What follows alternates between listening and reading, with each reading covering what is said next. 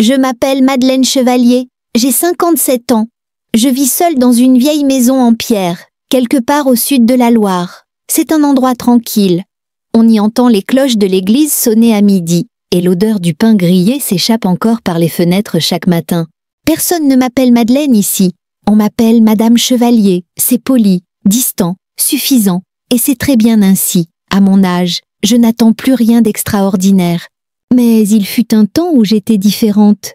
Je vivais à Paris, et je ne vivais que pour une chose, l'amour. C'était en 1991. J'avais 25 ans, étudiante en littérature à la Sorbonne. Idéaliste, curieuse, un peu naïve peut-être. Lui, il avait 10 ans de plus, professeur invité, élégant, réservé, et quand il parlait, la salle devenait silencieuse. Comme suspendue à ses mots, nous nous sommes rapprochés peu à peu, d'abord autour de cafés partagés après les cours, puis les conversations ont duré plus longtemps, jusqu'à la fermeture des brasseries. Il me parlait de Camus, de Sartre, de l'absurde, de la liberté. Et moi, je buvais ces mots comme un élixir.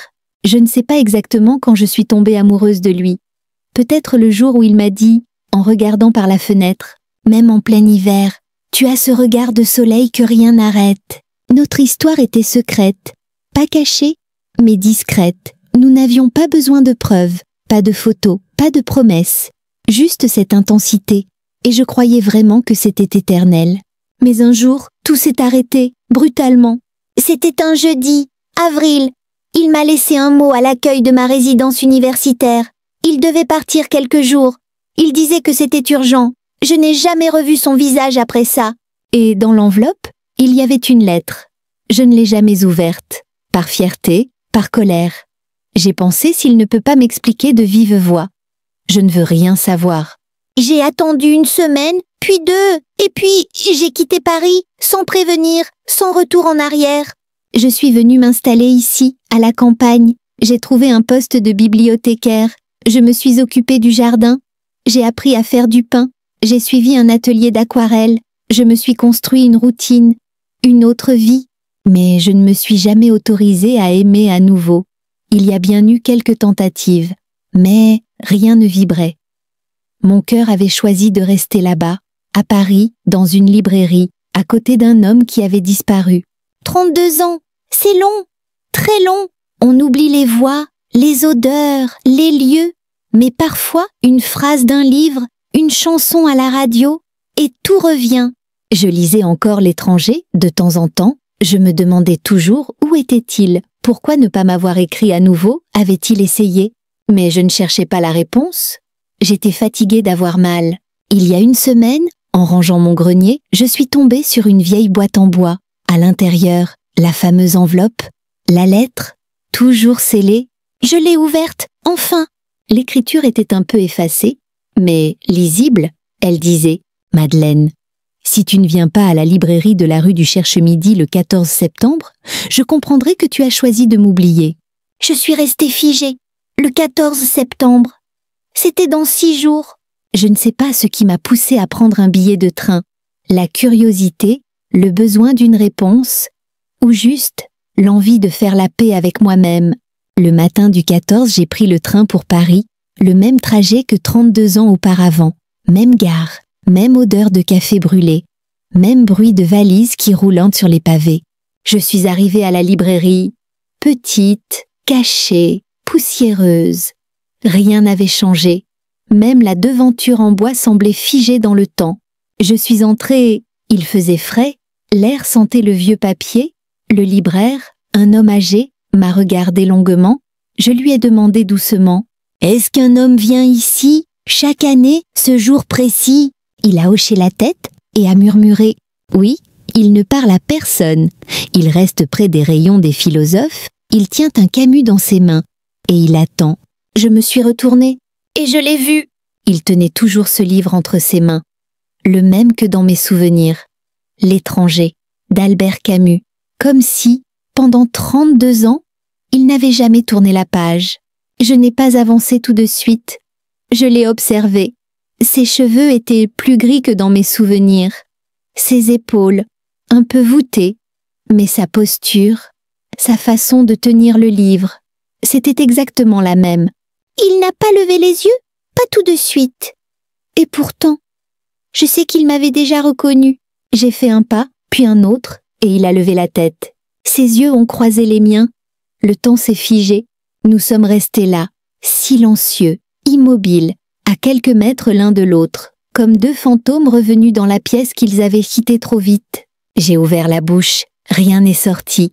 Lui non plus ne disait rien, mais il a souri, léger, triste, vrai. Alors j'ai reculé, sans dire un mot, sans le toucher, sans même cligner des yeux. Je me suis retournée et j'ai quitté la librairie. Mon cœur battait trop fort. Mes jambes tremblaient. J'avais froid, très froid. J'ai marché vite, rue de Rennes, puis boulevard du Montparnasse. J'ai fini par entrer dans un petit café au hasard. Je me suis assise dans un coin, j'ai commandé un café noir et j'ai respiré. Je ne savais pas quoi faire, je ne savais même pas pourquoi j'étais venue. Une voix m'a sorti de mes pensées. « Tu bois toujours ton café sans sucre ?» Il était là, debout, devant moi, comme s'il avait suivi mon cœur à la trace. Je ne lui ai pas répondu, je n'ai pas fui cette fois, je l'ai juste regardé et j'ai dit « Tu m'as laissé sans un mot ?» Sa réponse a été immédiate. « Non, je t'ai écrit. » Il a sorti de sa poche une enveloppe jaunie, froissée, et l'a posée sur la table. « Je t'ai écrit 17 fois. » Je suis restée figée, le silence entre nous était plus fort que tous les cris que j'aurais voulu hurler. Alors il s'est assis lentement et il a raconté, quelques jours après notre dernier rendez-vous, j'ai été convoquée à Alger, une affaire universitaire, des accusations absurdes, j'étais innocent, mais il fallait un coupable. On m'a envoyé là-bas, sans préavis, sans recours. J'ai voulu t'appeler, mais ton numéro ne répondait plus. J'ai envoyé des lettres, des cartes, à ton nom, à ton adresse à Paris.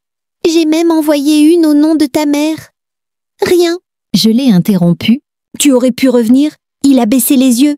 Je l'ai fait, chaque année, le 14 septembre. Pendant 5 ans.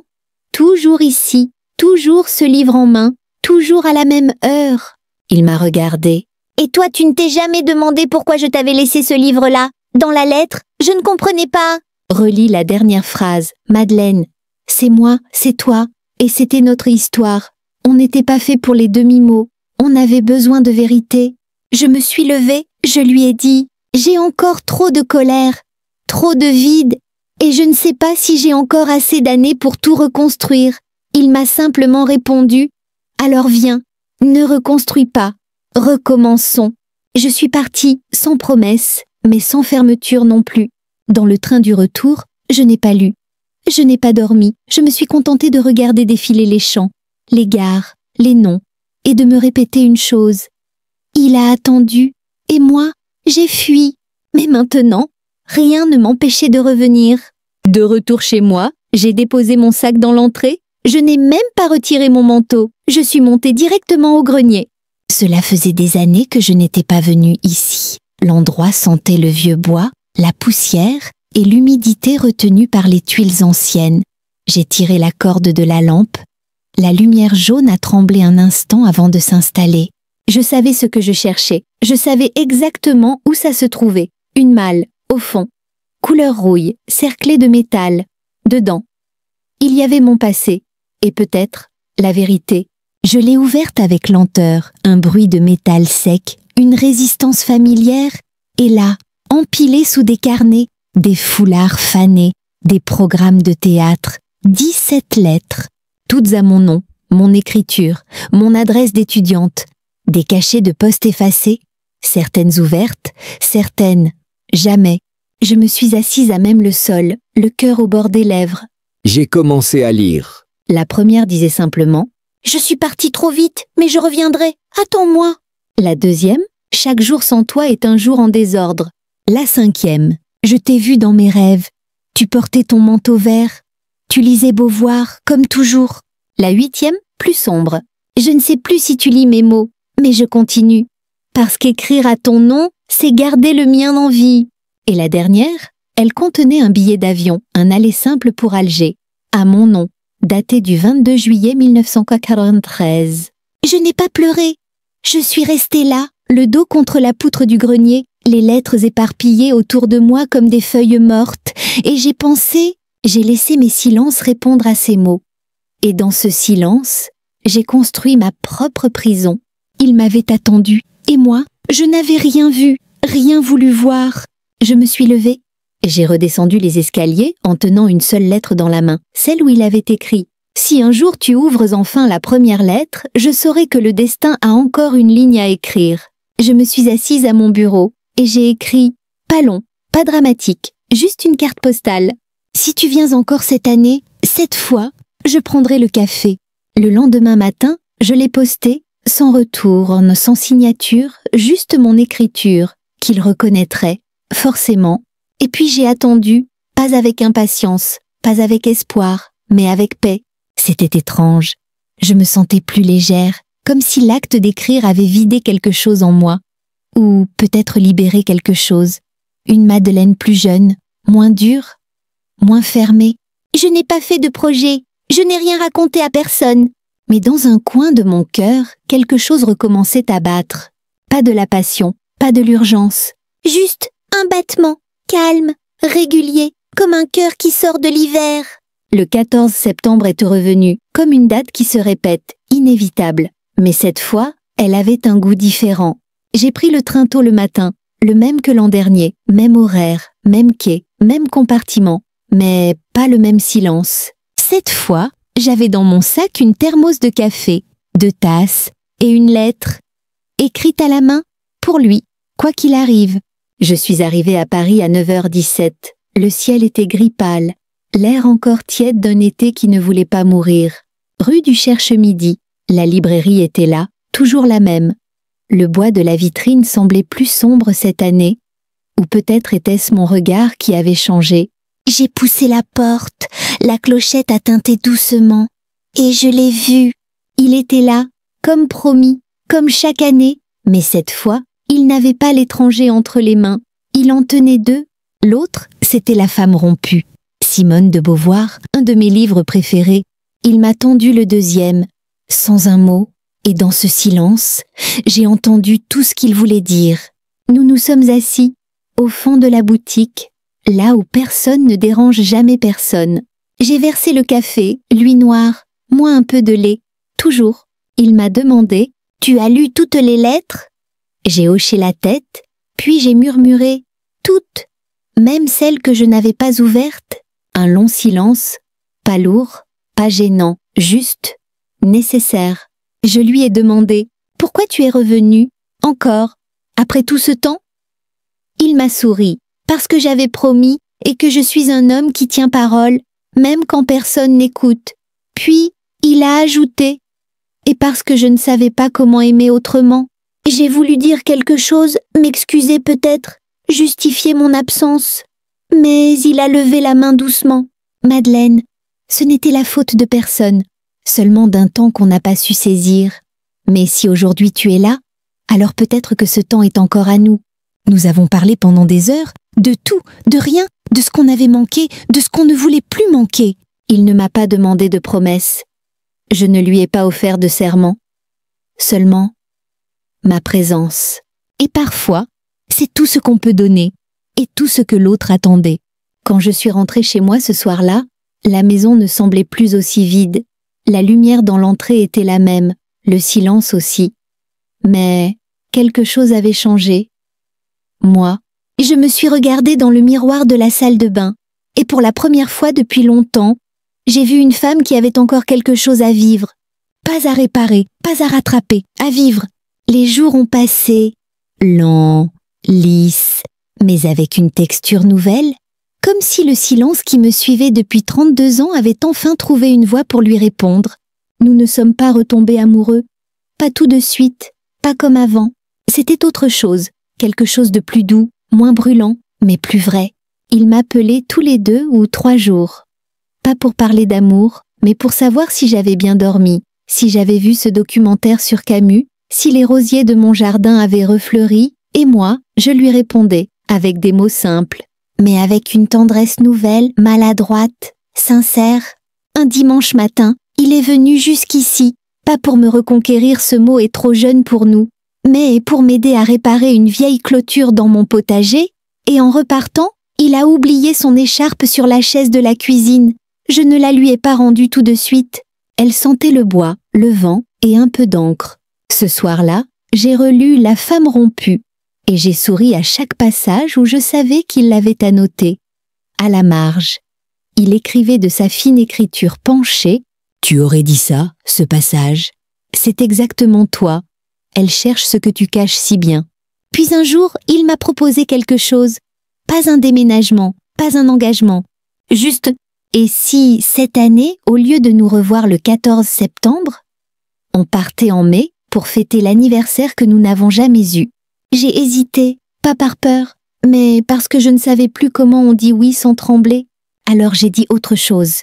Et si on allait dans une librairie qu'aucun de nous ne connaît, pour que, pour une fois, ce soit le présent qui nous définisse? Il a ri, il a approuvé, et nous avons réservé un train. Ce n'était pas un grand voyage, juste quelques heures au bord de la mer, une pension modeste, une promenade sur la plage, et cette sensation étrange d'avoir enfin remis le temps à l'endroit. Il a glissé sa main dans la mienne, comme s'il ne savait pas s'il pouvait encore. Alors je l'ai serré, pas pour dire je t'aime, mais pour dire je suis ici, encore, et cette fois, je reste. Nous n'avons pas parlé de futur, ni d'avenir commun, nous avons simplement dit que le présent nous suffisait, et que, parfois, deux silences mis côte à côte font un langage. Le soir, dans la chambre, il m'a demandé « Est-ce que tu regrettes ?» J'ai regardé le plafond. Puis je lui ai dit « Je regrette de ne pas avoir ouvert tes lettres, mais pas de t'avoir attendu sans le savoir. » Il s'est approché, doucement, et il a murmuré « Alors on est quitte ?» Le retour de notre petit voyage fut étrange, pas triste, mais silencieux, comme un dernier chapitre qu'on ferme doucement en sachant qu'on ne le rouvrira plus tout à fait de la même façon. Je suis rentrée chez moi, il est retourné chez lui, nous n'avons pas dit à bientôt, nous avons juste échangé un regard plein de choses qui n'ont plus besoin d'être dites à voix haute. Les jours suivants ont été simples, et justement, dans cette simplicité, j'ai ressenti quelque chose de nouveau. Je ne me réveillais plus avec ce poids familier dans la poitrine. Je ne passais plus mes matinées à éviter les souvenirs. Je ne regardais plus les lettres comme des reliques interdites. Je les avais lues, je les avais comprises, et surtout, je les avais pardonnées. Il m'appelait un peu moins, mais quand il le faisait, il me parlait comme à quelqu'un de réel, pas comme à un fantôme du passé. Je sentais que, pour lui aussi, quelque chose avait changé. Il n'avait plus besoin de revenir à cette librairie, parce qu'il m'avait retrouvée, pas pour revivre l'amour d'hier, mais pour accepter celui d'aujourd'hui. Un après-midi, en rangeant une armoire, j'ai trouvé un carnet vide, je l'ai ouvert, et j'ai écrit. Ce n'est pas une histoire d'amour, c'est une histoire de mémoire, une histoire de rendez-vous manqués, rattrapés, redessinés, une histoire où deux silences, après tant d'années, ont fini par faire un son. Je ne savais pas encore si je lui donnerais ce carnet, mais je savais que je ne l'écrirais qu'une seule fois, sans rature, sans masque. Le lendemain, j'ai reçu une lettre de lui. Courte, 3 phrases. Je ne sais pas ce que nous sommes, mais je sais que je respire mieux depuis que tu es revenu. Et ça me suffit. J'ai relu ces mots une dizaine de fois, puis j'ai glissé le carnet dans une enveloppe, sans rien dire de plus. Il m'a appelé 2 jours plus tard. Sa voix était plus calme que jamais. « Tu veux que ce soit notre dernier chapitre ?» J'ai répondu « Non, je veux juste que ce soit le premier, que nous écrivons ensemble. » Nous n'avons plus besoin de vie commune, ni de promesses formelles. Nous avons nos dimanches, nos appels sans raison, nos silences confortables. Et parfois, juste le bruit des pages qu'on tourne, en même temps, il y a des histoires tôt qui finissent, d'autres qui s'effacent, et puis il y a celles qui changent de forme, comme l'eau, comme le vent, comme nous. Aujourd'hui, nous ne vivons pas ensemble, mais nous vivons mieux, l'un avec l'autre, à côté, parfois, à distance, souvent, mais jamais trop loin. Il m'écrit encore, parfois des lettres, parfois juste une ligne, toujours à l'encre bleue. Aujourd'hui, j'ai revu le banc où tu m'as fui la première fois. Le café a changé de marque. Le tien aurait grimacé. Je pense à toi quand je vois des jonquilles. Je n'ai jamais répondu à toutes, mais il sait lire entre mes silences, Comme j'ai appris à entendre les siens, je ne vis plus dans l'attente, je ne cherche plus à revivre ce qui a été. Je suis ici, à ma place, avec mes souvenirs et mon présent. L'amour, à notre âge, n'est pas une fièvre, c'est une flamme douce que l'on protège du vent, que l'on nourrit d'un regard, d'un mot, d'un silence bien placé. Je ne sais pas combien de temps il nous reste, mais je sais que ce qu'il reste est vrai et que nous n'avons plus besoin de preuves, ni de photos, ni de je t'aime crié, seulement de ce léger battement, partagé. Peut-être que vous aussi, quelque part, vous avez laissé un adieu jamais dit.